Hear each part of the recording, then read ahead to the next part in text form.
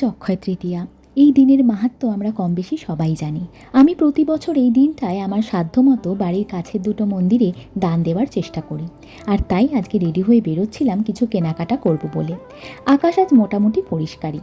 Super মার্কেটে গিয়ে কিছু জিনিস যেমন চাল, ডাল, তেল, দুধ, পুজোর সামগ্রী, সাথে কাঁচা আনাজ, মিষ্টি, এই সব কিছু নিয়েই চলে গেলাম মা সিদ্ধেশ্বরীর মন্দিরে।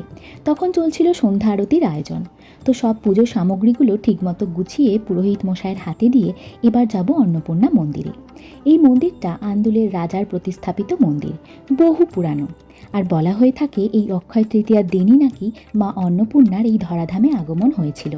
আর দেখো, এই মন্দিরে যখন আমি সামগ্রীগুলো সব দেব বলে গোছাচ্ছিলাম, তখন এক ছোট্ট শিশুরূপে মা অন্নপূর্ণাই যেন আমার হাত থেকে সব পুজোর জিনিসগুলো নিয়ে নিচ্ছিল। সে যে কী দৃশ্য, একেবারে গায়ে কাঁটা দেওয়ার মতো। সবাইকে অক্ষয় তৃতীয়ার শুভেচ্ছা জানিয়ে ভিডিওটা এখানেই শেষ করলাম।